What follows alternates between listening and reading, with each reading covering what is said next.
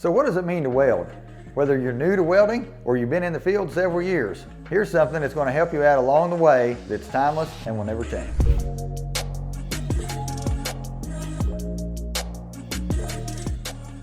So when you learn to weld or you're welding, the first thing you need to do is watch that puddle. That puddle is going to change. You can get distracted from noises around, but you're focusing right on that small little area, that weld puddle. Normally it's not much bigger than a pencil eraser in some cases. So watch the puddle. If you're using a stick electrode, make sure you've got the right arc length. If it's a 60-10, make sure you're putting in the right ripple pattern or the keyhole that you would choose to weld with. If you're on the TIG, make sure that your tungsten isn't going to dip into that weld puddle and cause problems. So always, number one, watch the weld puddle and stay focused on that area. Number two, you want to evaluate your weld. When you raise that hood, you are the first line of defense. Don't go get the QC and tell them to come and look at a weld if it's not good quality. You need to make sure that you're evaluating that weld. The CWI is going to evaluate your weld on all kinds of different things. They're going to look at the undercut that you may have. They're going to look at the ripple pattern you may have. They're going to look for lack of fusion. They're going to look for slag inclusions. They're going to look for all kinds of flaws that may be in your weld.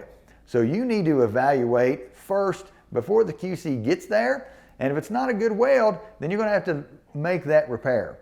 That brings us to the next letter of the word weld. So we're going to talk about learning from others. Whether you're in school or on the job site, you're never too old, you're never too young to keep learning from others.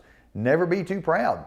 I've been in this industry a long time and I still learn things on a regular basis from others, and I'm always open to that. So if you're in weld school, trust the process that your instructors are talking to you about. You're going to learn so much so fast. And if you're out on the job, if someone with a little more experience gives you an honest, helpful trick, then learn that and use that to your ability.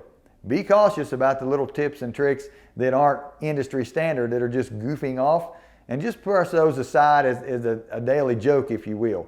But make sure you're learning what you need to be successful. And finally, the discipline. Sometimes welding gets boring. Let's face it, you're doing the same thing over and over and over.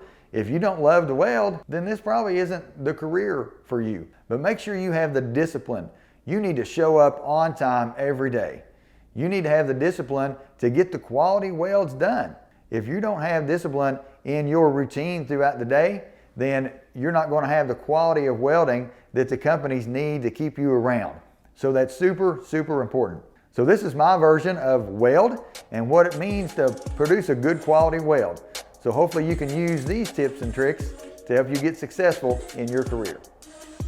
So hopefully you guys like this video. We'll be putting out more videos on our YouTube channel, so subscribe to that. And also check out our website. We have links and we also have shop for clothing and a virtual tour.